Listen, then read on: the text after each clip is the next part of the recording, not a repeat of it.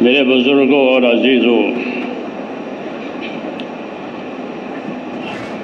اللہ تبارک و تعالیٰ نے آپ حضرات کو ایک بڑی نعمت دی ہے۔ وہ نعمت بڑی ہے، یعنی وہ علم کی نعمت آپ کو دے رکھی ہے۔ اور یہ دو نعمتیں بڑی ہیں اللہ کی طرف سے، ایک ایمان اور ایک علم۔ ان دو نعمتوں کو علماء بڑی بتاتے ہیں۔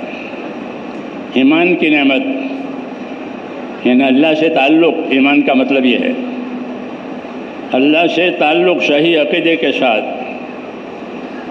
پھر اس ایمان کے تقاضے کو سمجھنے کے لیے اللہ نے علم اتارا ہے، کیونکہ ہر تعلق کے تقاضے ہوتے ہیں۔ ہمارا تعلق اپنے کاروبار سے ہے تو کاروبار کے تقاضے ہوں گے، ہمارا تعلق بیوی بچوں سے ہے تو بیوی بچوں کے تقاضے ہوں گے۔ غرض یہ کہ ہر تعلق کے تقاضے ہوتے ہیں۔ تو اللہ سے ہمارا تعلق ہے، اور وہ تعلق عبدیت کا ہے، بندگی کا ہے، کہ اس نے ہم کو بندگی کے لیے پیدا کیا ہے، عبادت کے لیے پیدا کیا ہے۔ اور کوئی تعلق اللہ کا کسی سے نہیں ہے، لم یلد ولم یولد، بلکہ بندگی سے تعلق ہے، عبادت سے تعلق ہے، جناتوں کو بھی اور انسانوں کو بھی، فرشتوں کو بھی، کہ یہ ساری مخلوق جو ہے وہ عبادت کرتی ہے اور عبادت کے لیے پیدا ہوئی ہے۔ تو ہمارا ایک تعلق اللہ سے ہے، اس کا نام ہے ایمان، اور یہ بڑی نعمت ہے۔ اور ایمان کے تقاضے پورے کرانے کے لیے اللہ تعالیٰ نے اطاعت کو واجب کیا ہے، اور اطاعت صحیح ہوتی ہے علم سے۔ اطاعت جو صحیح ہوگی وہ علم سے صحیح ہوگی۔ رسول کا تقاضا اطاعت کا ہوتا ہے، وَمَا أَرْسَلْنَا مِن رَّسُولٍ إِلَّا لِيُطَاعَ بِإِذْنِ اللَّهِ، کہ جب کبھی ہم نے کوئی رسول بھیجا ہے زمین پر تو وہ اسی وجہ سے بھیجا ہے کہ وہ اللہ کے اطاعت کی طرف ان کو بلاوے۔ جی ہاں، تو اللہ تعالیٰ رسالت کے ذریعے سے، رسولوں کے ذریعے سے ایک علم دیتا ہے، اس علم کی غرض و غایت اللہ کی اطاعت ہے۔ اور رسول کا آنا زمینوں پر وہ اللہ کی اطاعت کو زندہ کرانے کے لیے ہے، کہ اللہ کی اطاعت، پھر اللہ جن جن کی اطاعت کرے اس کے اطاعت۔ اطاعت میں شرکت ہے، عبادت میں شرکت نہیں ہے۔ اطیعوا اللہ واطیعوا الرسول واولی الامر منکم، تو اطاعت اللہ کی بھی ہوتی ہے، اطاعت رسول کی بھی ہوتی ہے، اطاعت اپنے بڑوں کی بھی ہوتی ہے، لیکن عبادت صرف اللہ کی ہوگی۔ جی ہاں، دین جو ہے میرے بھائیوں، یہ سارا کا سارا اطاعت کا نام ہے، کہ زندگیوں میں اطاعت آ جائے۔ جی ہاں، یہ اصل ہے۔ اطاعت کے دو اثرات ہوتے ہیں۔ ایک اثر اطاعت کا یہ ہوتا ہے کہ اطاعت کی وجہ سے رحمت آتی ہے اللہ کی۔ اطیعوا اللہ واطیعوا الرسول لعلکم ترحمون، اطاعت کرو اللہ کی، اطاعت کرو اس کے رسول کی، تاکہ تمہارے اوپر رحم ہو جائے۔ تو اطاعت کا ایک اثر یہ ہوتا ہے کہ رحمتیں آتی ہیں اللہ تعالیٰ کی، ہم سب اللہ کی رحمت کے محتاج ہیں۔ دوسرا کہ اطاعت کی وجہ سے ہدایت آتی ہے، صحیح رہبری ملتی ہے، وہ اطاعت کی وجہ سے ملتی ہے، معصیت کی وجہ سے نہیں ملتی۔ ہاں، وَإِن تُطِيعُوهُ تَهْتَدُوا، یہ کہا کہ اگر تم رسول کی اطاعت کرو گے تو تم کو رسول والی ہدایت مل جائے گی۔ تو اطاعت کی وجہ سے رحمت بھی آتی ہے، اطاعت کی وجہ سے ہدایت بھی آتی ہے۔ وہ دونوں چیزوں کی ضرورت ہے، کہ ہدایت بھی چاہیے، رحمت بھی چاہیے۔ اللہ تعالیٰ نے اسی کے لیے رسولوں کو بھیجا ہے۔ انبیاء کرام کی دعوت میں یہ چیزیں، جی ہاں، کہ ہدایت بھی ہو جاوے، رحمت بھی ہو جاوے، کہ ہدایت کی وجہ سے جو ہے وہ آخرت آسان ہو جاتی ہے۔ ہاں، اگر ہدایت نہیں ہے تو آخرت مشکل ہے۔ اس لیے دنیا میں اللہ تعالیٰ نے ہدایت کی راہ جمانے کے لیے اور ہدایت کی راہ قائم کرنے کے لیے رسالت کا سلسلہ جاری فرمایا ہے۔ پھر حکم دیا ہے، کیا حکم دیا ہے؟ کہ رسول کا اتباع کرو، اور رسول کو حکم دیا ہے وحی کا اتباع کرو۔ تو ہماری زندگی میرے دوستو اصل جو ہے وہ اتباع کے لیے ہے۔ رسول کا اتباع کریں گے اور رسول وحی کا اتباع کرے گا۔ ہاں، کہ اتباع کے بغیر چارہ نہیں ہے، اور اتباع آخری منزل ہے، اتباع کے آگے کچھ نہیں ہے۔ ہاں، اتباع کے آگے کچھ نہیں ہے کہ زندگیاں اطاعت کے اوپر آ جاوے۔ اس لیے اس کی دعوت ہے، اس کی تعلیم ہے، اس کی رہبری ہے کہ زندگیوں میں اللہ تبارک و تعالیٰ کی اطاعت آ جاوے، اور وہ اطاعت صحیح معنی میں ہو۔ کہ اطاعت صحیح معنی میں کیسے ہوگی؟ کہ جب وہ اطاعت علم کی روشنی میں ہوگی۔ ہمارے 6 نمبروں میں 1 نمبر علم و ذکر ہے، 1 نمبر علم ہے اور اس کے ساتھ ذکر ہے۔ یہ مشہور چیز ہے، کیونکہ اطاعت اس وقت تک صحیح نہیں ہوگی جب تک کہ وہ علم کی روشنی میں نہ ہو۔ جی ہاں، جب اطاعت علم کی روشنی میں ہوگی تو وہ اطاعت صحیح کہی جائے گی۔ اس لیے علم کا سیکھنا ضروری قرار دیا، علم کے فضائل بیان کیے۔ ہاں، اور چاروں شعبے جو معیشت کے 4 شعبے ہیں، تجارت کا شعبہ، زراعت کا شعبہ، حکومت کا شعبہ، مزدوری کا شعبہ، یہ 4 شعبے ہیں دنیا میں گزارے کے لیے۔ اس کو معیشت کے شعبے کہتے ہیں، کہ زندگی گزارنے کے یہ شعبے ہیں۔ حکومتوں کا شعبہ، تجارتوں کا شعبہ، زراعتوں کا شعبہ، مزدوری کا شعبہ، یہ 4 شعبے ہیں۔ جی ہاں، ان چاروں شعبوں کی رہبری کی گئی ہے علم کے ذریعے سے۔ حضور صلی اللہ علیہ وسلم کو ایسا دین دیا ہے کہ آپ کو علمک ما لم تکن تعلم وکان فضل اللہ علیک عظیما، کہ ہم نے آپ کو وہ باتیں سکھائی ہیں جو آپ نہیں جانتے ہیں، اور اللہ کا فضل آپ کے اوپر بہت ہے کہ آپ کو ایسا علم دیا گیا ہے جو منسوخ بھی نہیں ہوگا اور ممسوخ بھی نہیں ہوگا، مٹے گا بھی نہیں اور منسوخ بھی نہیں ہوگا، بلکہ محفوظ رہے گا، تاکہ جس زمانے میں بھی لوگ رہبری لینا چاہیں اس علم سے، تو وہ علم سے رہبری لے سکیں گے۔ اس کی حفاظت کی ذمہ داری لی ہے اللہ نے کہ یہ نہ منسوخ ہوگا نہ یہ مٹے گا۔ جی ہاں، اس کی ذمہ داری لی ہے، اِنَّا نَحْنُ نَزَّلْنَا الذِّكْرَ وَإِنَّا لَهُ لَحَافِظُونَ۔ ہم نے اتارا ہے یہ ذکر، قرآن ذکر بھی ہے، قرآن علم بھی ہے۔ جی ہاں، کہ ہم نے یہ اتارا ہے اور ہم اس کی حفاظت کریں گے۔ تو یہ محفوظ ہے، غیر منسوخ ہے، منسوخ بھی نہیں ہوگا، مٹے گا بھی نہیں۔ یہ ساری ذمہ داریاں اللہ تعالیٰ نے لی ہے۔ جی ہاں، کیوں؟ تاکہ زندگیوں کو اللہ کی اطاعت پر، اللہ کی تابعداری پر ڈالنی ہے، کہ وہ اصل ہے۔ اس لیے دین کا سیکھنا، صحیح سمجھنا، یہ ہماری ذمہ داری ہے۔ حضرت عمر رضی اللہ تعالیٰ عنہ لوگوں سے کہا کرتے تھے، ان کا یہ اثر بخاری شریف میں ہے کہ تفقہوا قبل ان تسودوا، تفقہوا قبل ان تسودوا۔ کیا مطلب ہے؟ کہ اپنے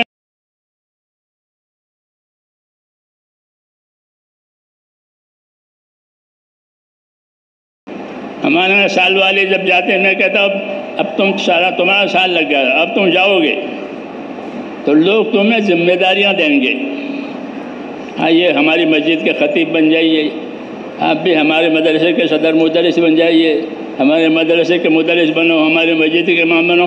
لوگ آپ کو ذمہ داریاں دیں گے، یہاں سے جاؤ گے تو فارغ ہو کر کے مدرسے سے یا تبلیغ سے تو لوگ ذمہ داریاں دیں گے۔ قاعدے کی بات ہے، وہ مشہور بات ہے، کوئی نئی بات نہیں ہے نہیں بات؟ میری بات سمجھ آ رہی ہے؟ ہاں۔ تو حضرت عمر لوگوں سے فرماتے تھے کہ تفقہوا قبل ان تسودوا، کہ اپنے اندر دین کی سمجھ حاصل کر لو اس سے پہلے کہ لوگ تمہیں اپنی ذمہ داریاں سونپیں۔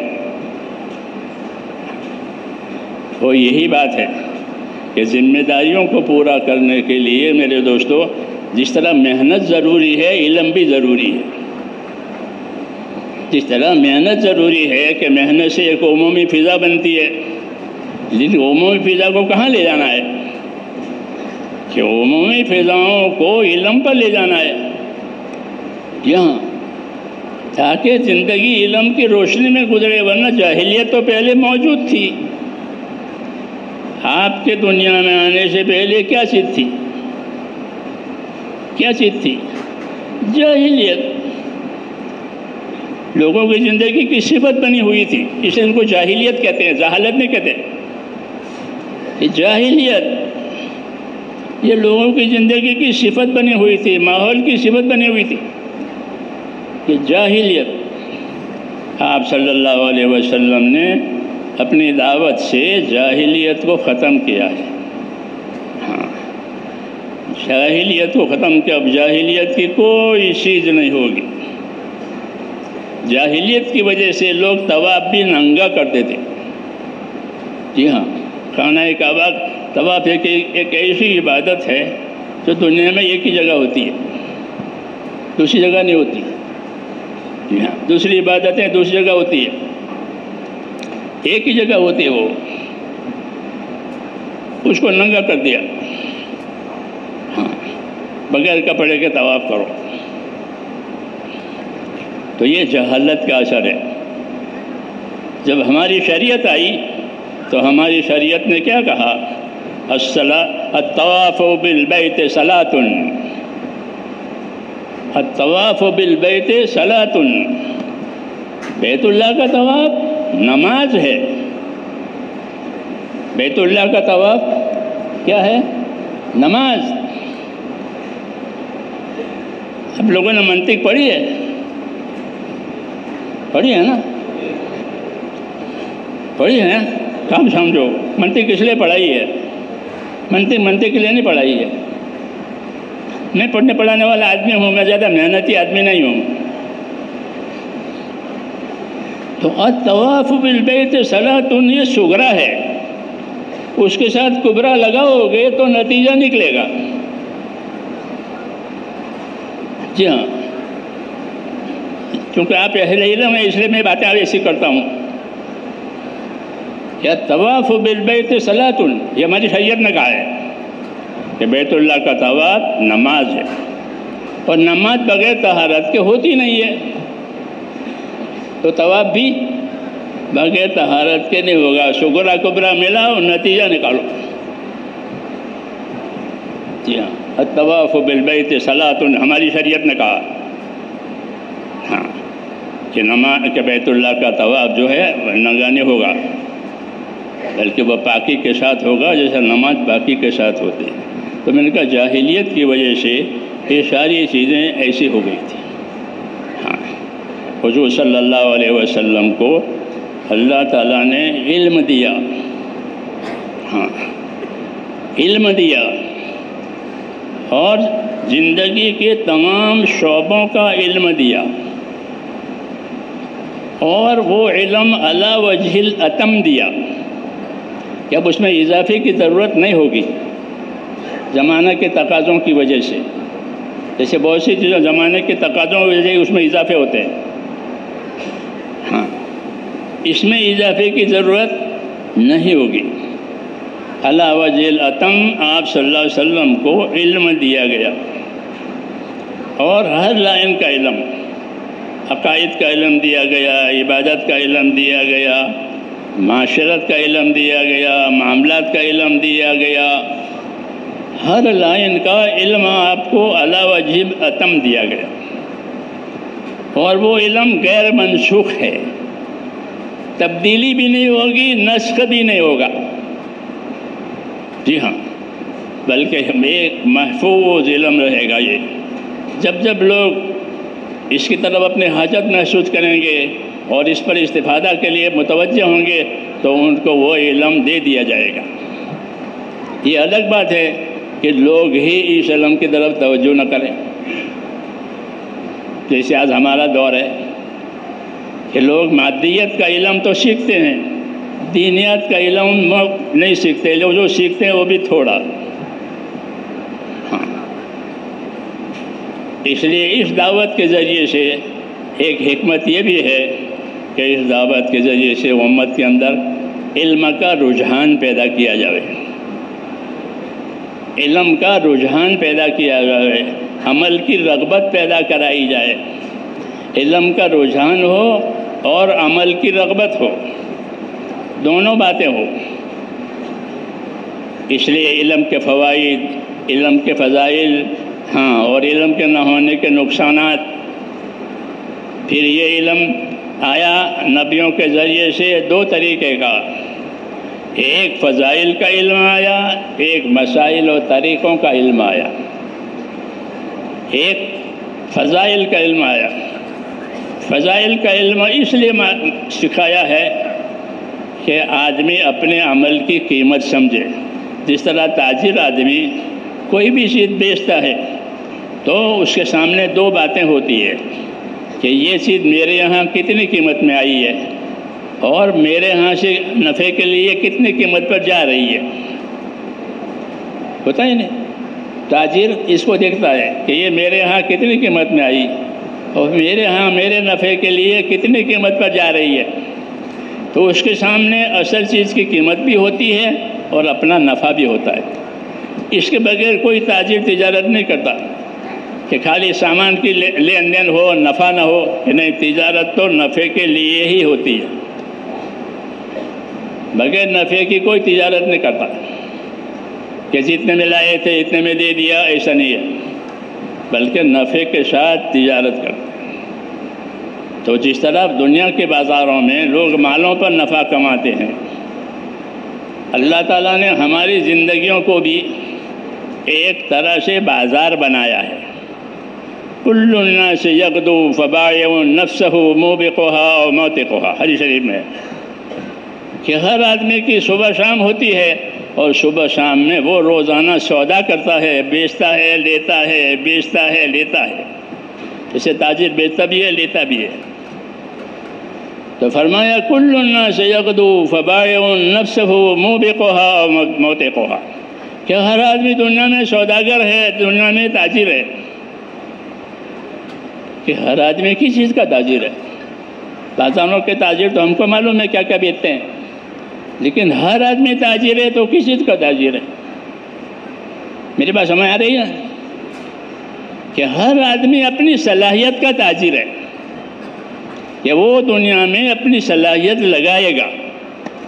جی ہاں، کبھی تو وہ دنیا میں اپنی صلاحیت کھوٹ کے کام پہ لگائے گا، ان کو کھوٹ آئے گی، اور کبھی اپنی صلاحیتیں خیر کے کام پر لگائے گا اور نفع کمائے گا۔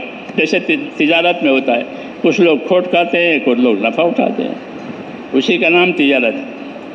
تو کہا کل الناس یغدو فبائع نفسہ موبقها و موتقها، ہر آدمی اپنی صلاحیت لگائے گا، اس صلاحیت لگا کر یا تو اپنی بقا کا انتظام کرے گا یا اپنے برباد ہونے کا انتظام کرے گا۔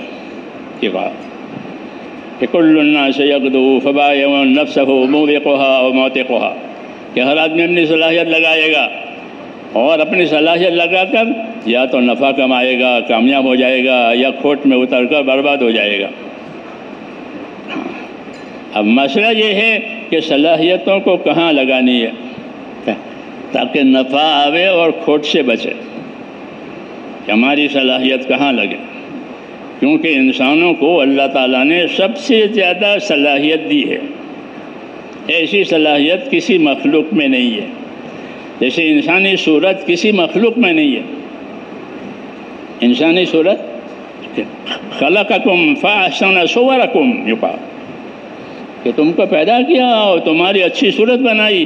ایسی صورت کسی مخلوق کی نہیں ہے جو انسانوں میں ہے. جس طرح ان کی صورت میں اس کو ممتاز بنایا ہے، ایسے اس کی صلاحیت میں بھی اس کو ممتاز بنایا ہے. اپنی صورت میں بھی یہ ممتاز ہے اور اپنی صلاحیت میں بھی یہ ممتاز ہے کہ ایسی صلاحیت کسی مخلوق میں نہیں ہے. حضور صلی اللہ علیہ وسلم فرماتے ہیں الناس معادن،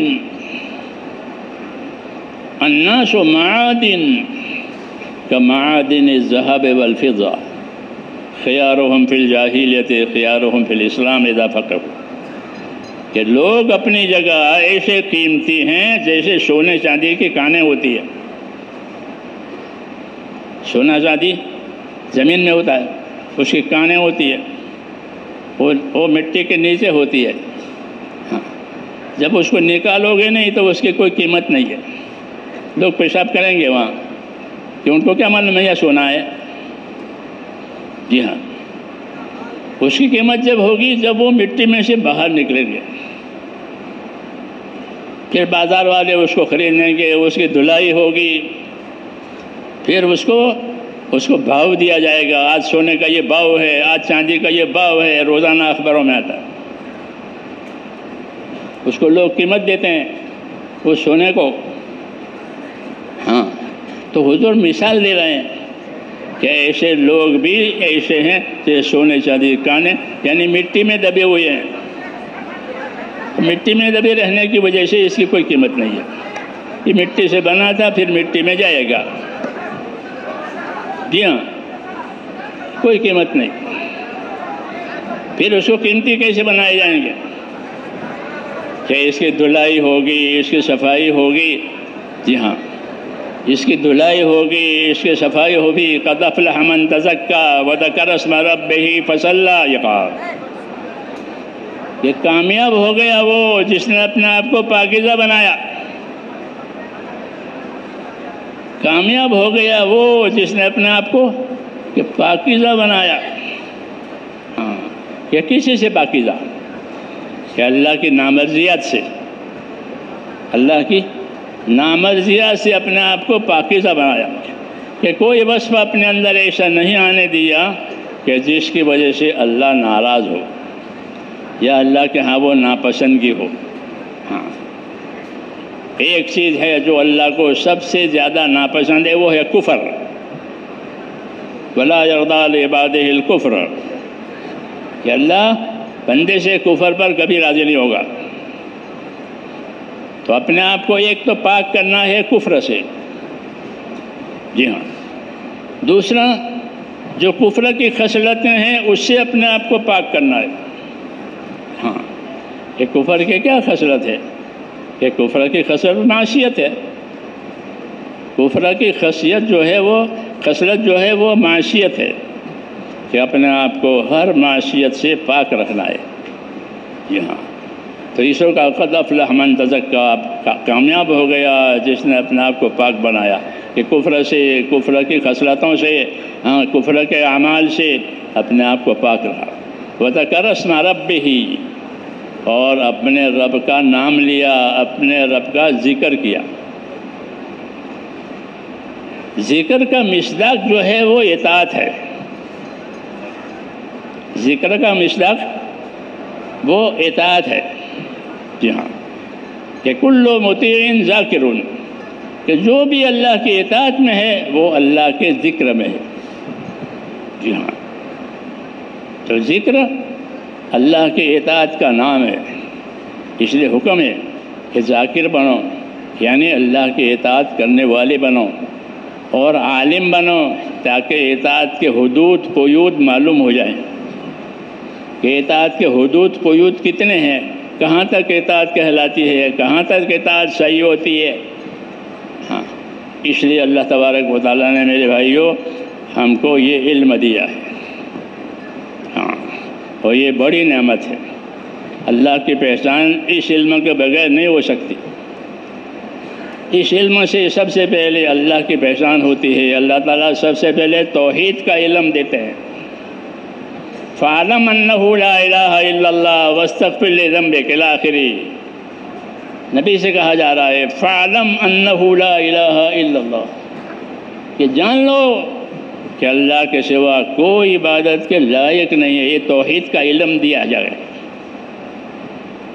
یہ بنیاد ہے۔ یہ کیا ہے؟ یہ بنیاد ہے، اللہ کی یکتائی، اللہ کی بڑائی، یہ بنیاد ہے۔ تو اس کا نبی کو علم دیا جا رہا ہے، فَاعْلَمْ أَنَّهُ لَا إِلَٰهَ إِلَّا اللَّهُ، کہ اے نبی جان لو کہ اللہ کے سوا کوئی عبادت کے لائق نہیں ہے۔ عبادت زمینوں میں، آسمانوں میں صرف اللہ کی ہوگی اور کسی کے نہیں ہوگی۔ وَهُوَ الَّذِي فِي السَّمَاءِ إِلَٰهٌ وَفِي الْأَرْضِ إِلَٰهٌ، کیوں کہا کہ اللہ آسمانوں میں بھی اللہ ہے، وہ معبود ہے، اور زمینوں میں بھی وہی معبود ہے، دوسرا کوئی معبود نہیں۔ اس لیے اللہ کی ذات شرکت سے پاک ہے۔ کس سے پاک ہے؟ شرکت سے پاک ہے، وہی عبادت کے لائق ہے۔ بری ذات تہمت ضد و جنس، غنی ملک طاعت جن و انس۔ تعریف کرنے والا اللہ کی تعریف کر رہا ہے۔ بری ذات تہمت ضد و جنس، غنی ملک طاعت جن و انس۔ اللہ کی ذات پاک ہے کہ کس سے؟ کہ ضد سے بھی اور جنس سے بھی۔ اللہ کا کوئی ضد بھی نہیں ہے اور اللہ کے کوئی جنس بھی نہیں ہے۔ جی ہاں، ضد مقابل طاقت کو کہتے ہیں، جیسے آگ اور پانی، اس کو ضد کہتے ہیں۔ جی ہاں، اور ایک جنس ہے جیسے مرد عورت، یہ ایک جنس ہے طاقت، وہ ایک جنس کہ اللہ کے لیے کچھ نہیں ہے، نہ اس کا کوئی ضد ہے نہ اس کی کوئی جنس ہے۔ جی ہاں، کہ بری ذات تہمت ضد و جنس، غنی ملک طاعت جن و انس۔ جتنے بادشاہ ہوتے ہیں دنیا میں وہ اپنی رعیت کی وجہ سے بادشاہ ہوتے ہیں۔ جس کو رعیت ووٹ نہیں دیتی اس کا کچھ نہیں، کوئی شمار نہیں۔ اللہ ایسا نہیں ہے کہ بھئی جنات انسان اس کی عبادت کریں گے تو وہ اللہ رہے گا اور یہ لوگ نہیں کریں گے تو پھر وہ کی دے گا، ایسا ہے؟ ہاں، یہ جو کتابیں ہم کو پڑھائی گئی ہیں اس کو تو بہت پڑھنے کی ضرورت ہے۔ جی ہاں، نہیں تو آدمی اللہ کو نہیں پہچانے گا۔ تو میں کہا کہ بری ذات تہمت ضد و جنس، غنی ملک طاعت جن و انس۔ اس کی ذات بری ہے ضد سے بھی اور جنس سے بھی، اس کے مقابل کی بھی کوئی طاقت نہیں ہے اور اس کے موافقت کی بھی کوئی طاقت نہیں ہے، وہ اکیلا ہے اپنی طاقت۔ دوسرا کہ اللہ کی ذات جناتوں اور انسانوں کی اطاعت اور عبادت سے بے نیاز ہے۔ اللہ کی ذات جنات اور انسانوں کو عبادت کے لیے پیدا تو کیا ہے، لیکن اس کی ذات ان کی عبادت سے بے نیاز ہے، کہ یہ نہیں کہ لوگ عبادت کریں گے تو اللہ اللہ رہے گا اور نہیں کریں گے تو پھر اللہ، کیسا نہیں۔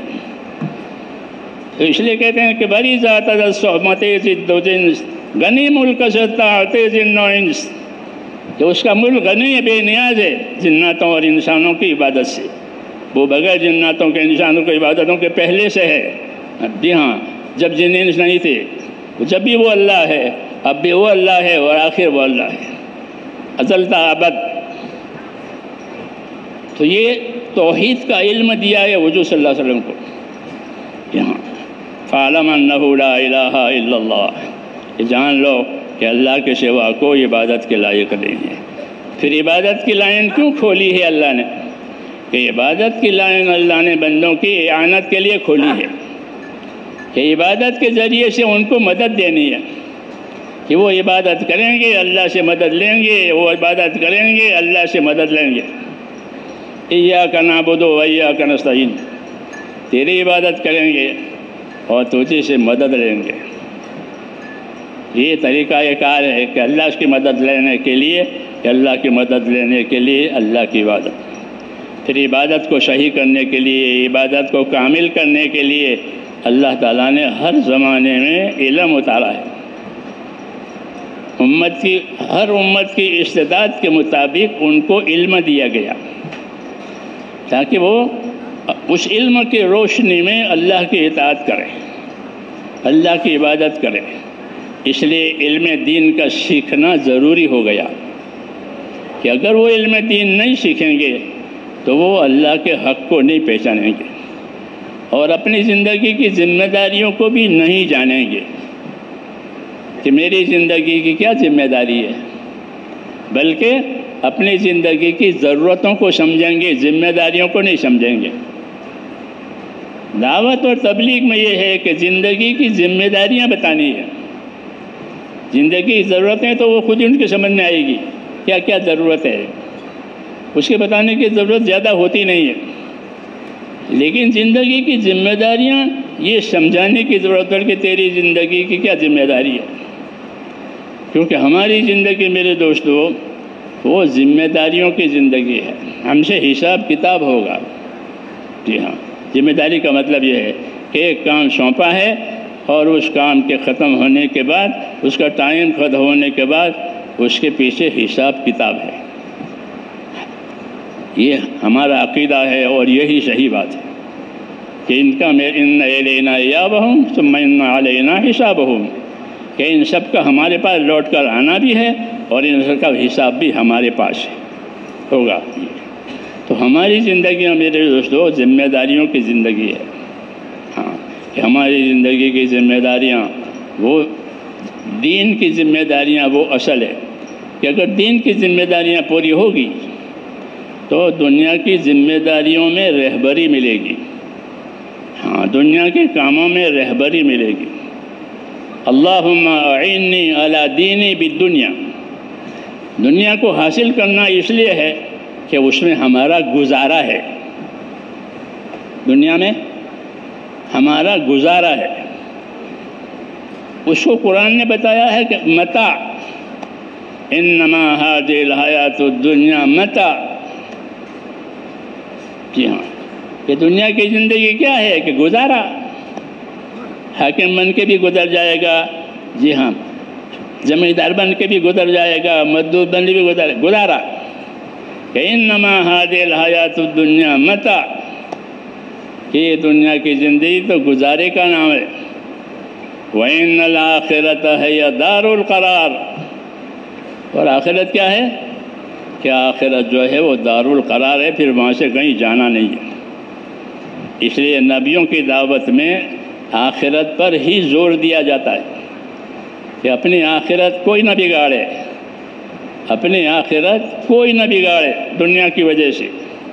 ہاں، اگر دنیا کی وجہ سے اس نے آخرت بگاڑی تو دنیا رہے گی نہیں اور آخرت بگڑ گئی۔ ہاں، حضور صلی اللہ علیہ وسلم نے ہم کو دعوت دی ہے، یہ دعوت دی ہے کہ ان الدنیا خلقت لکم وَإِنَّكُمْ خُلِقْتُمْ لِلْآخِرَةِ، یہ دعوت ہے کہ دنیا کو اللہ نے تمہارے لیے پیدا کیا ہے۔ یہ بڑا انعام ہے، یہ بڑا انعام کہ دنیا اور دنیا کی ساری نعمتیں ہمارے لیے اور کسی مخلوق کے لیے نہیں، سمندر کی، خشکی کی، ہر چیز کی نعمت آپ کے لیے۔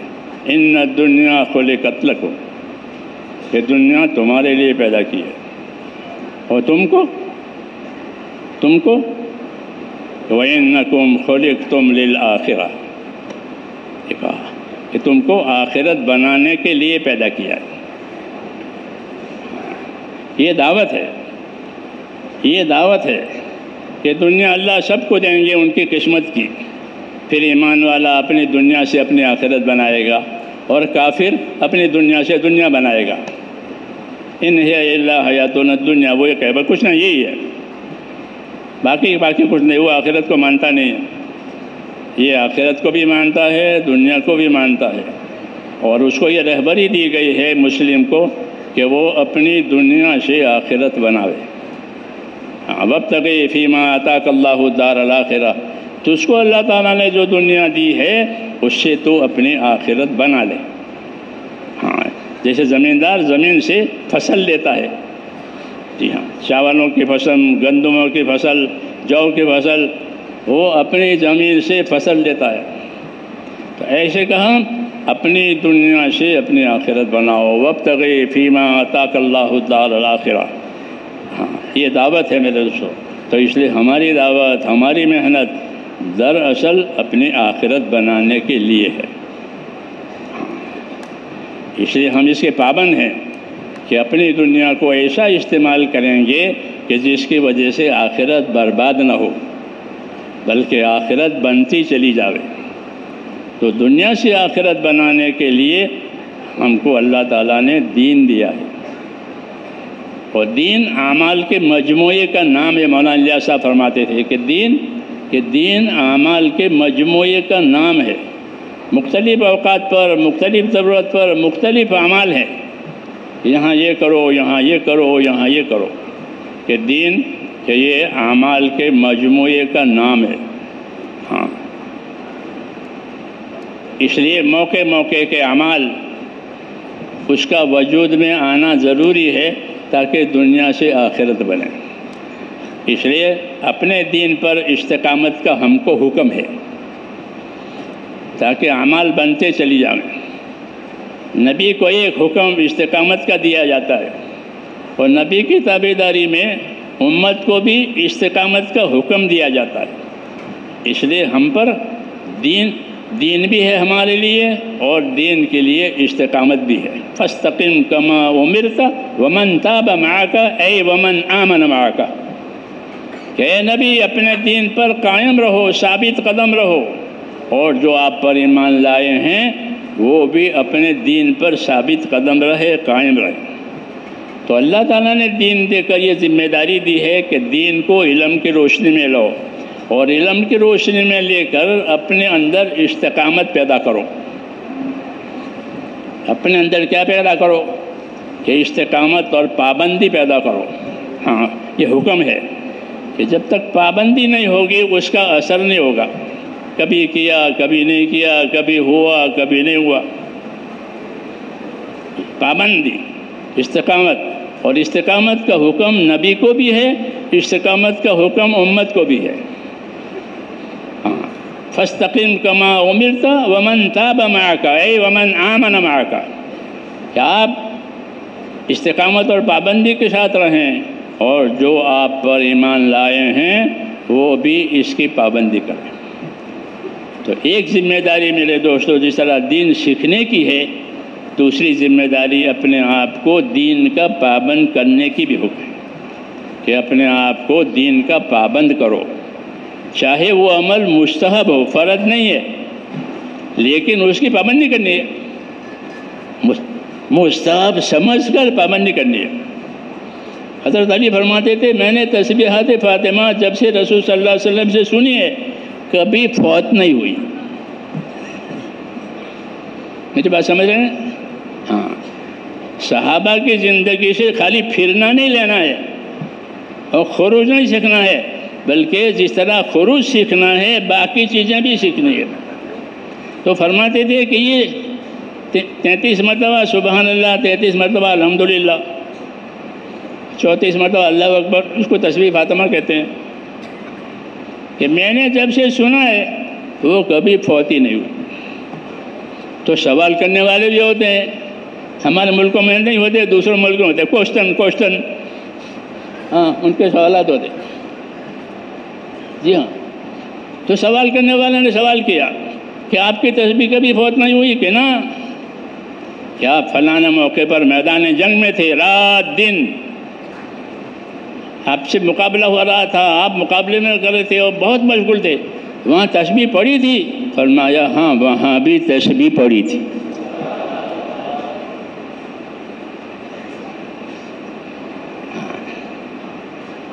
میدان جنگ میں مسجد کے صفوں میں تو پڑھ لیتے ہیں، میدان جنگ میں دشمنوں کے سامنے تلواروں کے سائے تلے، کہ وہاں میں نے تسبیح فاطمہ پڑھی تھی۔ یہ مثال کس بات کی ہے معلوم ہے؟ استقامت کی۔ اور عمل مستحب ہے، کہ کرے تو ثواب، نہ کرے تو کوئی گناہ نہیں، اس کو مستحب کہتے ہیں، اس کو مستحب کہتے ہیں۔ تو مستحب کی اتنی پابندی ہے کہ وہ میدان جنگ میں بھی ختم نہیں ہوئی۔ تسبیح فاطمہ کا حضور نے حساب بتایا ہے، کیا بتایا؟ ہاں، جیسے چھوٹے بچے ہو تو ان کے باپوں کو، میں جو چھوٹا تھا تو یہ گھڑی، اس وقت تو بڑی بڑی گھڑیاں دیواروں پر لگتی تھی، یہ والی نہیں تھی، تو میرے والد نے مجھ کو گھڑی دیکھنا سکھایا۔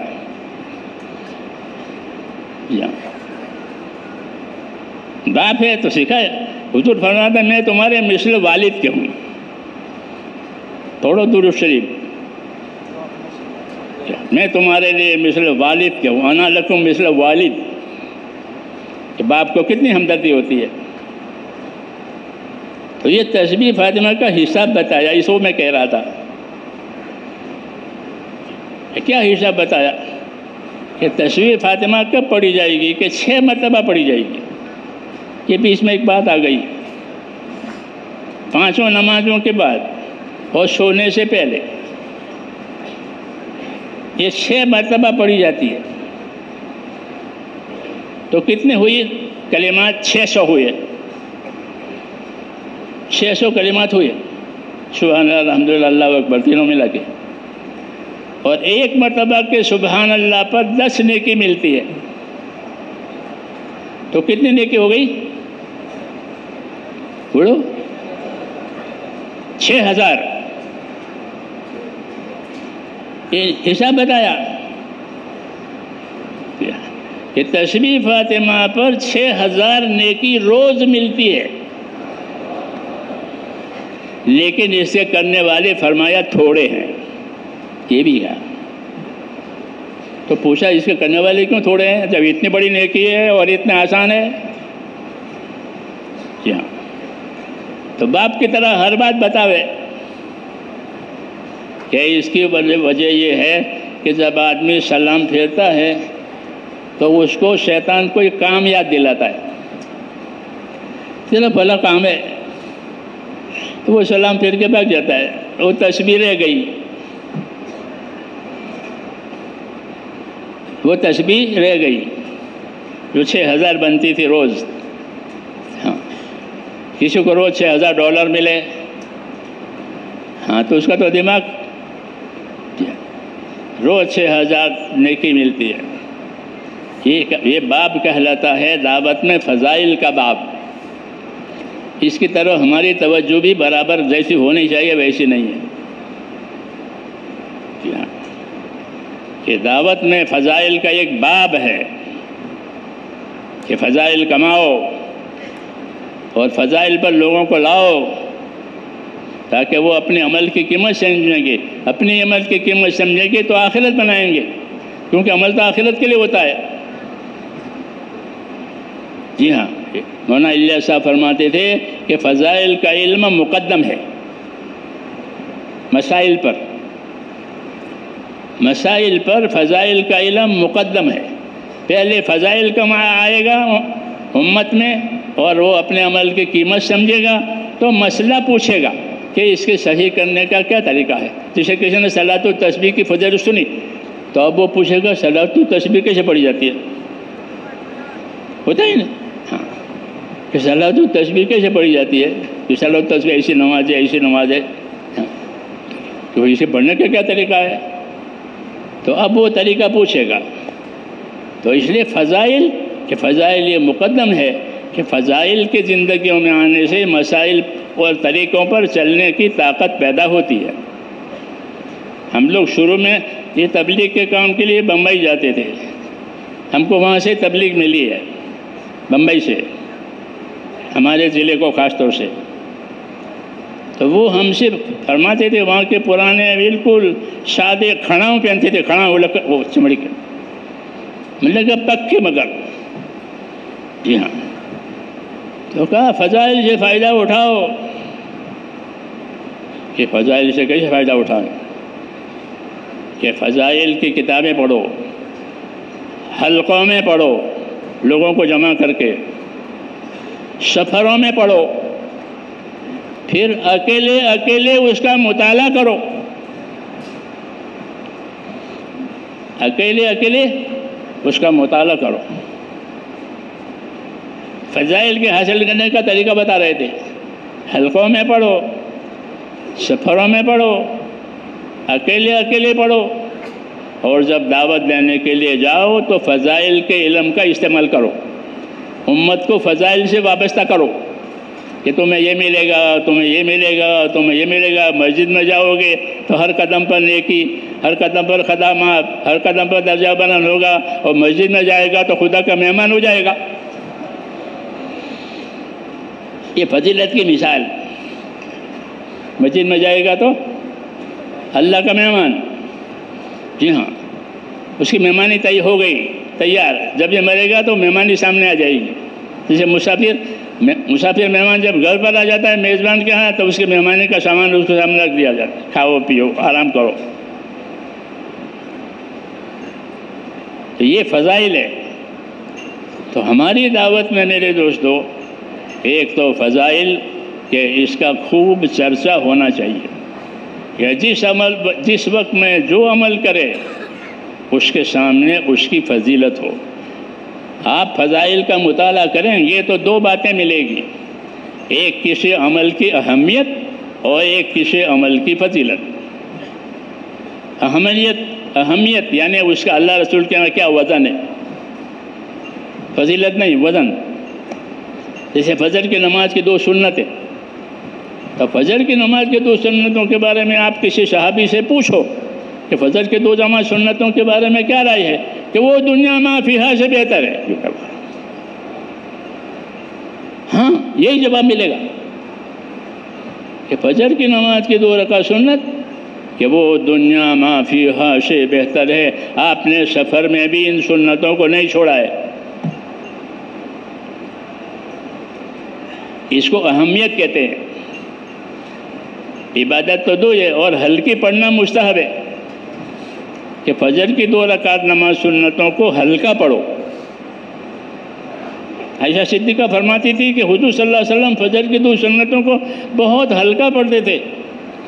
ہاں، رکوع سجدہ پورا کرتے تھے، لیکن سنتیں دونوں بہت ہلکی پڑھتے تھے۔ ہاں، یہ باتیں اتباع کے لیے بتائی جاتی ہے کہ فجر کے 2 نماز سنتیں پڑھنی ہیں اور ہلکی پڑھنی ہے۔ ظہر کی 4 رکعت سنتیں پڑھنی ہے اور لمبی پڑھنی ہے۔ جی ہاں، علم و ذکر کا یہ مطلب ہے۔ ظہر کی 4 سنتیں کیسے پڑھیں گے؟ لمبی، یطیلو فیہن، حدیثوں میں کہ جب آپ 4 سنت پڑھتے تھے تو لمبی پڑھتے تھے۔ ہم نے حضرت شیخ رحمۃ اللہ علیہ کو دیکھا، اللہ ان کے درجے بلند کرے، کہ رمضان میں وہ ظہر کی اذان ہوتے ہی نیت باندھتے تھے۔ سہارنپور میں اذان اقامت میں آدھا گھنٹہ فاصلہ ہوتا تھا، مجمع بھی ہوتا تھا، تو وہ 4 سنتوں میں 1 پارہ پڑھتے تھے۔ تو ان کا یہ قرآن ظہر کے 4 سنتوں میں پورا ہوتا تھا۔ ایک قرآن مجید ظہر کے 4 سنتوں میں پورا ہوتا تھا۔ کیوں؟ کہ حضور صلی اللہ علیہ وسلم ظہر کی 4 سنتیں لمبی پڑھتے تھے۔ یہ اس کی کیفیت۔ فجر کی 2 سنتوں کو ہلکی پڑھتے تھے، اس کو لمبی پڑھتے تھے۔ یہ باتیں اس لیے بتائی جاتی ہے کہ مسلمان اپنے نبی کا اتباع کرے۔ دعوت بغیر اتباع کے نہیں ہوتی۔ دعوت علم و ذکر کے ساتھ اور علم و ذکر کے اتباع کے ساتھ، اسی کی کمی ہے ہمارے اندر۔ جی ہاں، کہ دعوت کہ علم و ذکر کے ساتھ اور علم و ذکر کے اتباع کے ساتھ۔ ہاں، اس لیے علم و ذکر کو تو خوب کھول کھول کے امت کو سمجھانا چاہیے۔ آپ لوگ علماء ہیں، انہیں کہ عوام کی طرف سے آپ بھی پھریں، پھرنا ہے، لیکن علم و ذکر کی پٹڑی پر۔ جیسے گاڑی اپنی پٹری پر چلتی ہے، بغیر پٹری کی گاڑی چلتی ہے آپ کے یہاں؟ بغیر پٹری کی گاڑی چلتی ہے؟ نہیں چلتی۔ تو ہماری تبلیغ، ہماری دعوت، ہماری زندگی وہ علم و ذکر کی پٹڑی پر ہے۔ کہ اس وقت میں کیا حکم ہے اور اس وقت میں وہ حکم کا کیا طریقہ ہے، پھر اس کی کیا فضیلت ہے۔ یہ مطلب ہے علم و ذکر کا، کہ اس وقت میں کیا حکم ہے، کہ اس وقت میں یہ حکم ہے کہ زور کی 4 سنتیں پڑھی جائے گی اور وہ لمبی پڑھی جائے گی۔ فجر کی 2 سنتیں پڑھی جائے گی اول وقت میں، لیکن وہ ہلکی پڑھی جائے گی۔ پھر آیا عصر کا وقت، عصر کے وقت میں کیا ہے کہ عصر کے وقت میں 4 رکعت سنت پڑھی جائے گی، لیکن اس کی تاکید نہیں ہے، بلکہ پڑھنے والے کو حضور صلی اللہ علیہ وسلم نے دعا دی ہے۔ عصر سے پہلے 4 رکعت نماز سنت پڑھنے والے کو نبی کریم صلی اللہ علیہ وسلم نے دعا دی ہے، واجب نہیں کیا ہے، دعا دی ہے۔ منشا یہ ہے کہ لوگ پڑھیں۔ کیا دعا دی ہے؟ تو حدیث شریف میں ہے کہ رحم اللہ عمران صلی قبل العصر 4، اللہ اس بندے پر رحم کرے جو عصر سے پہلے 4 رکعت سنت پڑھے۔ جس کو نبی کی دعا لینی ہو وہ عصر کی سنتیں پڑھے۔ تو میرے ساتھی بھی ہوتے ہیں میرے ساتھ پھرنے والے، ان کو معلوم نہیں تھا، میں نے وہاں دہلی میں یہ حدیث سنائی تو انہوں نے عصر کی 4 سنتوں کو پکڑ لیا۔ ہاں، یہی مذاکرہ ہے فضائل کا کہ وذکر فإن الذکر تنفع المؤمنین۔ ہاں، کہ مسلمانوں کو یاد دہانی کراؤ، کس کی؟ کہ اعمال کی فضیلت کی۔ ہاں، تو یہ مذاکرہ ان کو فائدہ دے گا، یعنی وہ عمل کریں گے شوق سے کہ میں عصر کی 4 سنتیں پڑھوں گا تو مجھ کو اپنے نبی کی دعا ملے گی کہ رحم اللہ عمران صلی قبل العصر 4، کہ اللہ اس بندے پر رحم کرے کہ جو عصر سے پہلے 4 رکعت سنت پڑھا کرے۔ سمجھ میں آ رہی بات؟ ہاں، اس لیے میرے دوستو جو علم ہم کو ملا ہے وہ اطاعت کرنے کے لیے ملا ہے۔ اطاعت اللہ کی بھی ہوتی ہے، رسول کی بھی ہوتی ہے، ذمہ داروں کی بھی ہوتی ہے، اور اس کے یہ فضائل ہیں جو میں نے مثال کے طور پر کہا ہے، اور یہ فضائل امت کے ذہن میں ہونا چاہیے کہ ہم یہ عمل کر رہے ہیں اور اللہ ہم کو یہ دے گا۔ عمل بھی کریں گے، فضائل بھی سامنے ہوں گے، تو اندر یقین کی کیفیت پیدا ہوگی۔ کیا پیدا ہوگی؟ یقین کی کیفیت، کیونکہ فضائل سے یقین پیدا ہوتا ہے، فضائل اور وعیدوں سے خوف پیدا ہوتا ہے۔ فضائل سے اندر یقین پیدا ہوتا ہے اور وعیدوں کے مذاکرے سے خوف پیدا ہوتا ہے۔ خوف کی بھی ضرورت ہے تاکہ معصیت اور گناہوں سے بچے، اور شوق کی بھی ضرورت ہے تاکہ عمل میں آوے۔ اس لیے وعید اور وعدہ دونوں نبی کی دعوت میں ہوتے ہیں۔ جی ہاں، دعوت اسی علم سے پروان چڑھتی ہے۔ اگر دعوت کے ساتھ فضائل کا علم نہیں ہے تو پھر اس میں جان نہیں ہے۔ ہاں، اس میں جان نہیں ہے، کر لیں گے دیکھا دیکھی، کہ نہیں دیکھا دیکھی نہیں کریں گے، سیکھا سیکھی کریں گے، سیکھ کر کریں گے، سکھا کر کرائیں گے، کیونکہ اس علم کا یہی تقاضا ہے کہ وہ زندگی پر اثر ڈالے۔ جس طرح دوائیں جو ہے وہ بدن پر اثر ڈالتی ہے، ہاں، اور بیماری کو دور کرتی ہے، ایسے فضائل کا علم کہ وہ زندگیوں پر اثر ڈالے گا، اور جو تقاضے دین کے ہیں وہ فضائل کی روشنی میں پورے کیے جائیں گے، تو بوجھ نہیں ہوگا بلکہ شوق ہوگا۔ کیا ہوگا؟ شوق ہوگا، بوجھ نہیں ہوگا کہ اللہ مجھے یہ دینے والے ہیں، اللہ مجھے یہ دینے والے ہیں۔ ہاں، اس لیے میرے دوستو دعوت میں ایک تو فضائل کا استحضار ہو تاکہ جان مال کو صحیح خرچ کرنے میں یہ چیز مددگار بنے کہ ہم اپنی جان مال سے اپنی آخرت بھی بنائیں اور اپنے جان مال سے اپنے دین کے مددگار بھی بنیں، کیونکہ ہم کو دونوں باتوں کی ذمہ داریاں دی ہیں کہ اپنے دین کے مددگار بنو، کونوا انصار اللہ۔ ایمان والوں سے کہا گیا ہے کہ یا ایھا الذین آمنوا کونوا انصار اللہ، اے ایمان والو تم اپنے دین کے مددگار بنو، ہاں اپنے دین کو پانی پہنچاؤ تاکہ اس میں تازگی آوے۔ تو پانی سے اللہ ہر چیز کو تازہ کرتے ہیں، ایسے دین کو کہ دین کو نصرتوں سے تازگی آئے گی، ہاں کہ دین کو سیکھنا، دین کو سکھانے کی دعوت دینا، اور جو سیکھنے کے لیے آوے اس کو سکھانا، اور جو نہ آوے اس کو دعوت دے کر ترغیب دینا تاکہ اس کی زندگی مقصد پر آ جاوے۔ نصرت، ہاں نصرت کا درجہ بڑا ہے۔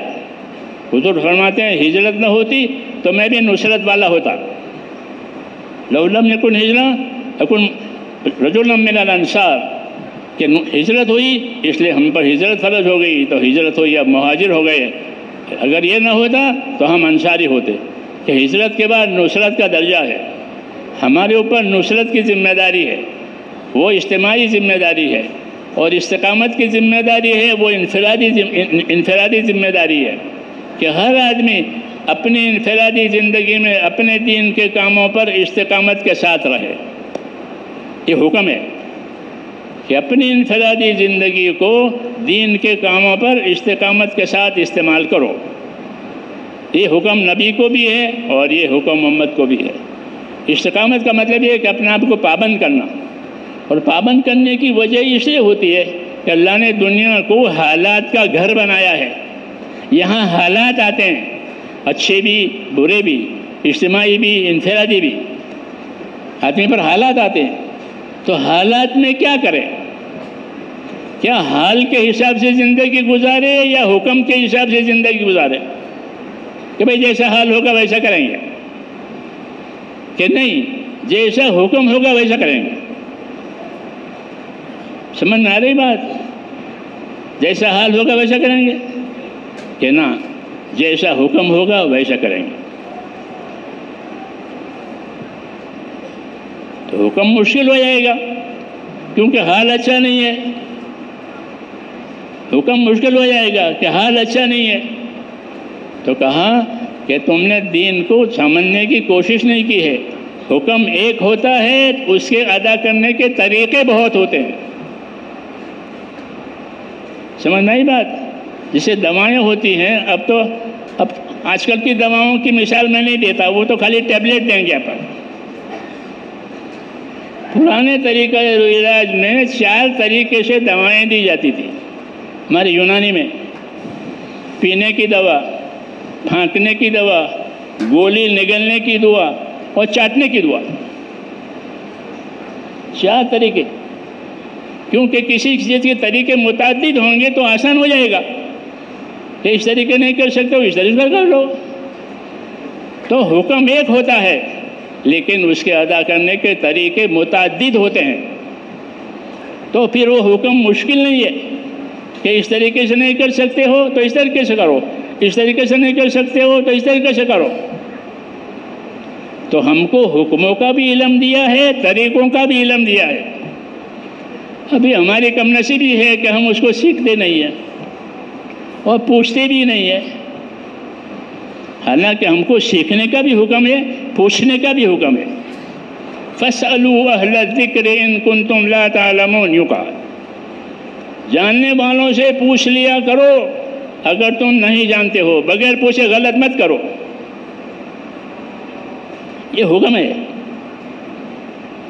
یہ حکم ہے کہ فَاسْأَلُوا أَهْلَ الذِّكْرِ إِن كُنتُمْ لَا تَعْلَمُونَ، کہ تم نہیں جانتے ہو تو جاننے والوں سے پوچھ لیا کرو۔ وکیلوں سے پوچھتے ہو، ڈاکٹروں سے پوچھتے ہو، بلڈروں سے پوچھتے ہو، ہاں سب سے پوچھتے نہیں پوچھتے اپنے حاجتوں کے لیے؟ تو جس طرح اپنے حاجتوں کے لیے پوچھتے ہیں، اللہ حکم دیتے ہیں کہ اپنے دین کے لیے پوچھو۔ ہاں پوچھنے پاچھنے کا رواج ختم، ورنہ پوچھنا ہوتا تھا جاننے کے لیے اور جاننا عمل کے لیے، کہ اس کے ذریعے سے زندگی طریقوں پر آوے گی، زندگی علم پر آوے گی۔ پھر کر کے پوچھا کرو، ہاں نہیں پوچھو گے تو وہ علم کا ناش ہو جائے گا، کسی نے پوچھا بھی نہیں اور عمل ہوا بھی نہیں۔ پوچھا بھی نہیں، عمل ہوا بھی نہیں، تو علم کا ناش یہی ہے آج۔ ہاں، اس لیے میرے بھائیوں، دین تو علم و ایمان کا ہی نام ہے۔ دین کس چیز کا نام ہے؟ علم و ایمان۔ جی ہاں، کہ اللہ نے ہم کو ایمان دیا ہے اور ایمان کے تقاضے پورا کرنے کے لیے ہم کو علم دیا ہے، تاکہ ایمان کی وجہ سے اللہ کا تعلق پیدا ہوا۔ وہ تعلق کے تقاضے ہوتے ہیں، ان تقاضوں کو کیسے پورا کرو گے؟ کہ ان تقاضوں کو ہم پورا کریں گے علم کی روشنی میں۔ ہاں، اس لیے ہمارے لیے علم اتارا ہے ہر شعبے کا۔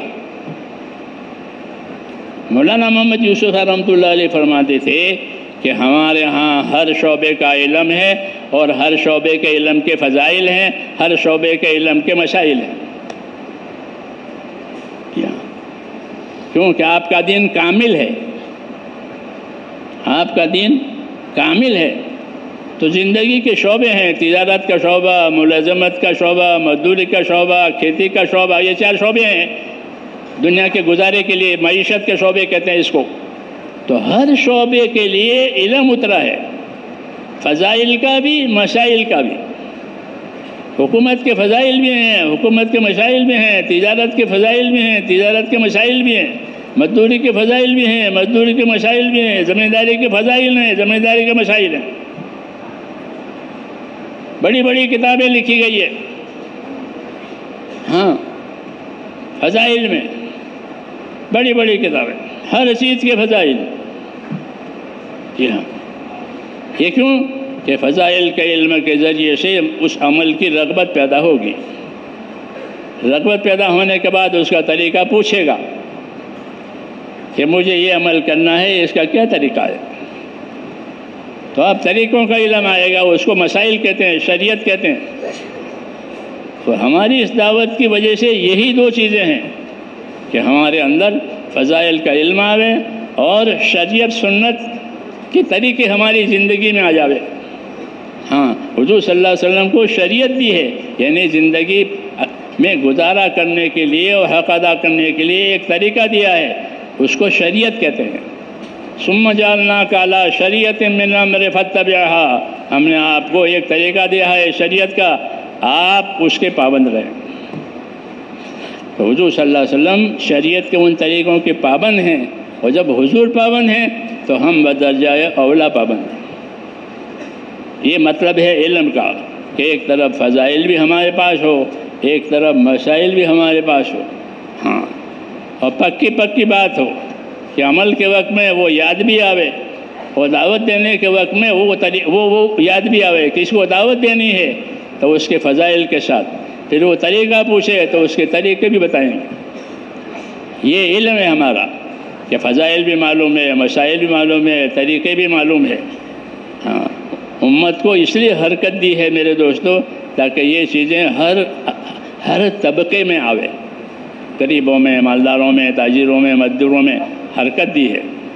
حضور صلی اللہ علیہ وسلم نے امت کو حرکت دی ہے، اور یہ حرکت خالی نہیں ہے، بلکہ یہ حرکت اسی وجہ سے دی ہے کہ ان کے اندر ایک دوسرے کے ملنے ملانے سے دین کی سمجھ پیدا ہو جائے، اور دین کی سمجھ پیدا کر کے پھر دین کو پوچھے، پھر یاد کرے، اور یاد کر کے عمل کرے، اور اپنے آپ کو بھی عمل پر ڈالے، اپنے گھر والوں کو بھی عمل پر ڈالے، اور پھر دنیا میں پھر پھیلا کر کے ساری دنیا کو اس کی دعوت دے۔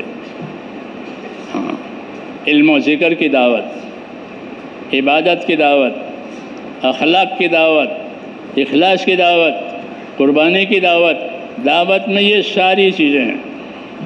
ہاں، دعوت میں صرف خروج نہیں، خروج تو اس کی ایک محسوس شکل ہے زندگیوں میں لانے کے لیے، لیکن مقصود یہ ساری چیزیں ہیں۔ اس لیے ان باتوں کو میرے دوستوں سمجھنا بھی ہے اور امت کو سمجھانا بھی ہے۔ ہاں، حضرت فرماتے تھے کہ سمجھانے میں کمی نہ کرو، لوگ سمجھیں گے، لوگ بات لیں گے، جی ہاں، تم سمجھانے میں کمی نہ کرو۔ ہاں، سمجھانا ہے لوگوں کو، نفع سمجھانا، نقصان سمجھانا، طریقہ بتانا، یہ مطلب ہے سمجھانے کا، کہ پہلے نفع نقصان سمجھاؤ، تاکہ شعور پیدا ہو جائے اس عمل کے لیے. پھر جب اس عمل کے لیے شعور پیدا ہو تو پھر اس عمل کا طریقہ بتاؤ. ہاں، حضور صلی اللہ علیہ وسلم نے اس طریقے سے اس علم کو دنیا میں زندہ کیا ہے. مشینوں سے دین زندہ نہیں ہوا ہے جو آپ لے کے بیٹھنے روزانہ. ہاں، مشینوں والا دین نہیں ہے، دلوں والا دین ہے. کون سا دین ہے؟ بل هو آیات بینات فی صدور الذین اوتوا العلم. مشینوں والا نہیں. مشین بگڑ جاوے تو دین بگڑ گیا. ہاں، یہ مشین خراب ہے. تو مشینوں والا علم آپ کو نہیں دیا گیا، ہاں، بلکہ آپ کو دلوں والا علم دیا گیا کہ ایمان دلوں میں، علم بھی دلوں میں، نیت بھی دلوں میں. جی ہاں، کہ ایمان دلوں میں اور علم کہاں؟ وہ بھی دلوں میں. اور نیتیں کہاں؟ کہ وہ بھی دلوں میں. عمل باہر سے ہوگا. یہ طریقہ ہے. اس لیے میرے دوستو، دعوت کا فروغ، اور دعوت کا فروغ تو اس وقت ہوگا جب امت میں تیسرا نمبر آوے. ہاں، ابھی تو ہمارے حضرت فرماتے تھے ایک ہی نمبر ہے، چھٹا ہے، اس کو لے کے لوگ پھر رہے ہیں. تو پھرنا غلط نہیں ہے، لیکن پورا بھی نہیں ہے. ہم نے کہا وہ غلط ہے لیکن پورا نہیں ہے. جیسے کسی کے 6,000 روپے قرض ہو تو 1,000 دیے اور 5,000 کھا گیا. تو اسے ایک نمبر پر عمل ہوا، باقی 5 نمبر غائب ہو گئے. تو 5 نمبر کی کھوٹ ہے تبلیغ میں. جی ہاں، ایک ہے نفر، وہ صحیح ہے، لیکن ایک سے وہ کام نہیں ہوگا جو 6 سے ہوگا. یہ بات ہے، ایک سے وہ کام نہیں ہوگا جو 6 سے ہوگا. اس لیے تبلیغ و دعوت 6 کے 6 نمبروں کی ہے. کہ ایمان میں طاقت آوے، سب سے پہلے کہ ایمان کی طاقت آوے گی تو حرام سے بچے گا. ایمان میں طاقت نہیں ہے تو حرام سے بچنا نہیں ہوگا. ہاں، یہ چیز حرام ہے. جب ایمان میں طاقت آئی تو حرام چیزیں چھوٹ گئی. نہیں تو لوگ پیتے تھے اور مسجد میں بھی نماز پڑھنے آتے تھے. نشے کی حالت ہوتی تھی، منع کیا کہ نشے کی حالت میں مسجد میں مت آیا کرو. ہاں، لیکن یہ نہیں کہا کہ مت پیو، یہ نہیں کہا، کیونکہ ان کے اندر اس کے چھوڑنے کی بھی طاقت نہیں تھی. جب ان میں ایمان کی طاقت آئی تو یہ چیزیں حرام کی. عائشہ فرماتی تھی اگر اللہ پہلے سے حرام کرتا کہ یہ حرام ہے، یہ حرام ہے، تو کوئی بھی نہیں چھوڑتا. کیوں کہ وہ تو برسوں سے اس کے عادی ہے، وہ کیسے چھوڑیں گے.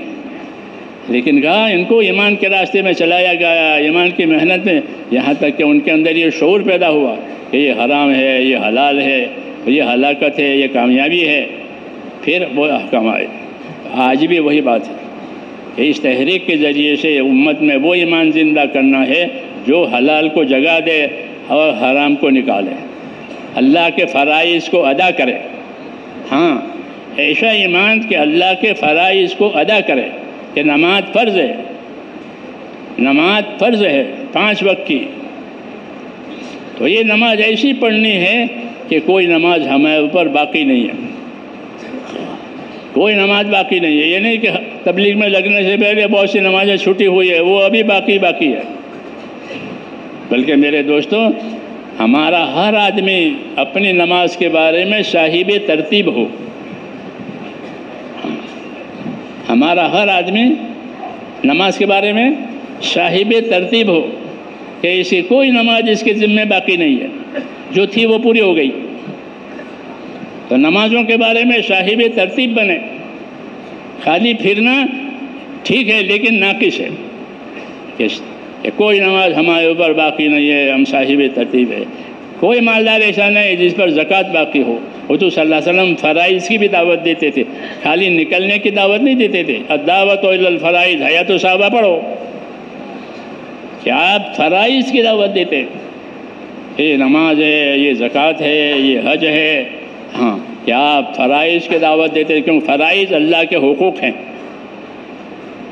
جو چیز فرض ہے وہ اللہ کا حق، اور جو چیز حرام ہے وہ اللہ کی حد، بارڈر. کہ حرام میں کوئی نہ جاوے وہ بارڈر ہے، اور فرائض کوئی نہ چھوڑے وہ اللہ کا حق ہے۔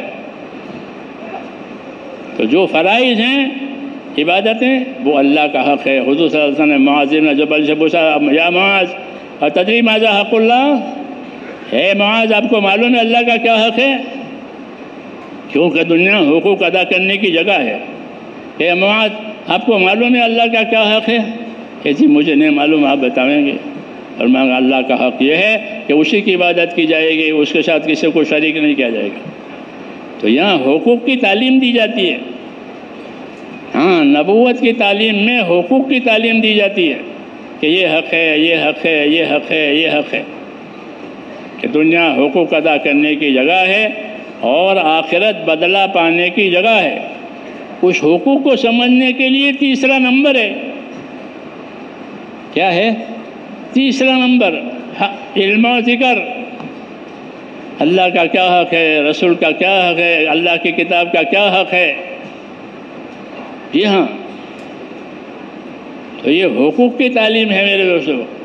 اس لیے اس کام کو بہت ضروری ہے کہ اس کام کو صحیح سمجھا جائے، صحیح سمجھایا جائے، تاکہ ذہنوں میں، فکروں میں وسعت پیدا ہو کہ ہماری کیا کیا ذمہ داری ہے اور کیسی کیسی ذمہ داری ہے۔ ہاں، جب کسی کی ذمہ 6,000 روپیہ باقی ہوں، وہ ایک 1,000 ادا کرے تو اس کو کافی سمجھا جائے گا کہ نہیں سمجھا گا؟ تو 6 کے 6 نمبر زندگی میں، اس میں سے ایک ہے کہ نفر، وہ ٹھیک ہے، لیکن باقی 5 باقی ہے۔ اس لیے اس کے مذاکرے ہوتے ہیں اور اس کے مذاکروں کو وزن دیا جاوے۔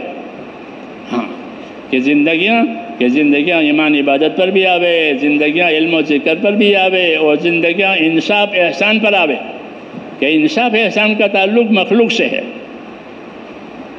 انصاف احسان کا تعلق مخلوق سے، کہ مخلوق کے ساتھ احسان سے رہو، جو اپنے لیے پسند کرو وہ دوسروں کے لیے پسند کرو، اور مزید یہ کہ احسان کرو، ان کے ساتھ انصاف کرو تاکہ حق ادا ہو جاوے، اور ان کے ساتھ احسان کرو کہ الفت پیدا ہو جاوے۔ جب احسان ہوتا ہے تو الفت ہوتی ہے، جانور بھی معلوف ہو جاتا ہے۔ ہاں، کیوں کہ وہ دیکھتا ہے مجھے روزانہ یہاں چارہ ملتا ہے۔ یہ ہم تو دکھاتے ہیں، لوگ ہمارے جانور ہوتے ہیں، تو وہ جانور میں پانی پلانے کے لیے جاتا تھا تالاب میں، چھوٹا تالاب، تو بھینس پھر پانی پی کر وہ اندر چلی جاتی، پھر وہ نکلتی نہیں تھی، پھر میں چلا آتا تھا، وہ خود گھر آتی تھی۔ ہاں، کیوں کہ وہ معلوف ہے، اس کو الفت ہو گئی ایک جگہ سے، سمجھ میں نہیں بات؟ تو ایسے ہی میرے دوستو، دین سے، دین کے کاموں سے، دین کے کام معلوف ہو جائیں، کہ ان سے الفت پیدا ہو جائے۔ ہاں، کاموں سے پھر وہ کام بھاری نہیں پڑیں گے۔ مثلاً دعائیں نہیں، اللہم حبب الینا الایمان، یا اللہ ہمارے اندر ایمان کی محبت پیدا کر لے۔ ہاں، کہ محبت ہوگی تو آسان ہو جائے گا، محبت نہیں ہوگی تو مشکل ہو جائے گا۔ تو ایمان کی محبت مانگی ہے، جی ہاں، کہ ایمان کی محبت ہے، ہاں، تاکہ ایمان کے تقاضے پورے ہو جاویں، ایمان کے بڑھانے کی فکر پیدا ہو جاوے۔ تو یہ ہماری دعوت ہے میرے دوستوں، ہاں، کہ ہمارے اندر یہ چیزیں پیدا بھی ہو جاویں اور اس کی دعوت دی جاوے، تاکہ وہ امت کے اندر بھی پیدا ہو۔ اسی کے لیے یہ مذاکرے ہیں، اسی کے لیے مشورے ہیں، اور کچھ نہیں ہے۔ دنیا والوں سے ہم کچھ نہیں چاہتے، ہاں، دنیا والوں سے ہم کچھ نہیں چاہتے، ہم ان کے کسی کام میں دخل نہیں دیتے۔ ہمیں تو ہمارا یہ کام دیا گیا ہے، فاستقم کما امرت ومن تاب معک، اے نبی آپ کو جو ذمہ داری دی گئی ہے آپ اس پر قائم رہیں، اور آپ کو جو ماننے والے ہیں امتی وہ بھی اس پر قائم رہیں۔ تو ہمارا کام میرے دوستو انفرادی زندگی میں استقامت ہے، اور اجتماعی زندگی میں نصرت ہے، کہ نصرت ایک آدمی سے نہیں ہوتی، نصرت تو مل جل کے ہوگی۔ تو ہماری انفرادی زندگی استقامت پر آوے، کہ ہم نبی کی سنتوں پر اور اللہ کے فرائض پر پابند ہو جائیں، اللہ کے حرام سے بچنے والے ہو جائیں۔ استقامت کا یہ مطلب ہے کہ جو اللہ نے حرام کیا ہے وہ ہماری زندگی میں نہیں، جو اللہ نے فرض کیا ہے وہ فوت نہیں ہوگا، اور نبی کی سنتوں کا اتباع کریں گے۔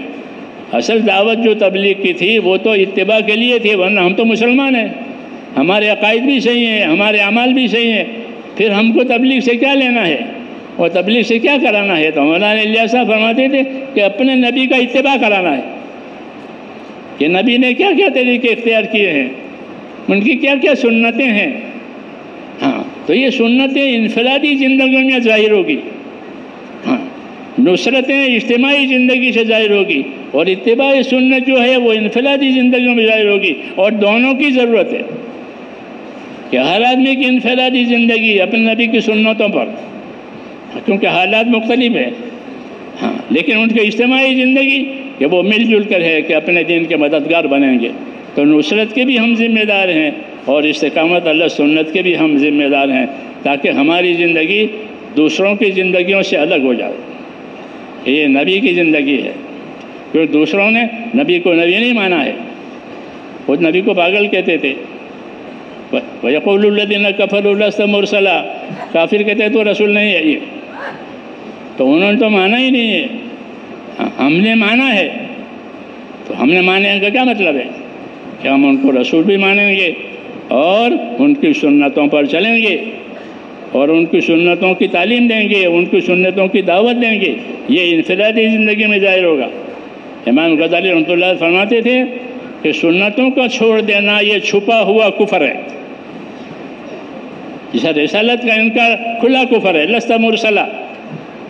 ایسے نبی کی سنتوں کو چھوڑ دینا، فرماتے تھے، یہ چھپا کفر ہے۔ ہاں، اس لیے میرے دوستو، ہم کو اس کام کو رواج نہیں بنانا، بلکہ اس کام کو اپنے لیے ایک رہبر بنانا ہے۔ ایک کام دیا ہے کہ وہ انفرادی زندگی کو بھی سنبھالے گا، اجتماعی زندگی کو بھی سنوارے گا۔ ہاں، بارش کے پانی کی طرح سے کہ بارش کے پانی سے ہر چیز زندہ ہو جاتی ہے۔ جب یہ کام آئے گا تو زندگی کے ہر شعبے کا دین زندہ ہو جائے گا۔ ہاں، اگر یہ کام صحیح ہوا تو زندگی کے ہر شعبے کا دین زندہ ہوگا۔ تاجروں میں تجارت کا دین، مزدوروں میں مزدوری کا دین، ہر شعبے والے کا دین، اور یہی مقصود ہے کہ وہ رہیں گے اپنے شعبے میں اور چلیں گے اپنے دین پر۔ اس لیے یہ کام دیا ہے۔ ہاں، اس لیے اس کو سمجھنا بھی ضروری ہے اور اس کو کرنا بھی ضروری ہے۔ تو کریں گے انشاءاللہ؟ ہاں، سمجھ کر کریں اور پوچھ کر کریں، تاکہ کوئی چیز روٹین نہ بن جاوے، رواج نہ بن جاوے کہ رواج میں جان نہیں ہوتی، رواج سے نجات بھی نہیں ہوتی۔ رواج میں جان نہیں ہوتی زندگی بدلنے کے لیے، اور رواج میں نجات بھی نہیں ہوتی۔ رواجوں میں سے نکال کر طریقوں پر لایا گیا ہے، رواجوں میں سے نکالا گیا اور طریقوں پر لایا گیا ہے۔ یہ رواجوں میں سے نکلنا ہے، خواہشوں میں سے نکلنا ہے اور طریقوں پر آنا ہے، اس کا نام خروج، اس کا نام اللہ کے راستے میں نکلنا۔ خالی گھر چھوڑنا نہیں ہے، بلکہ خروج عن الشہوات۔ صحابہ کہتے تھے کہ اپنی خواہشوں میں سے، اپنے من چالیوں میں سے نکل جانا اور خدا کی اطاعت اور رسول پر اپنے آپ کو قائم کرنے کے لیے کام کرنا۔ تو اس کے لیے تیار ہیں؟ ہاں، اب آپ کو جو سب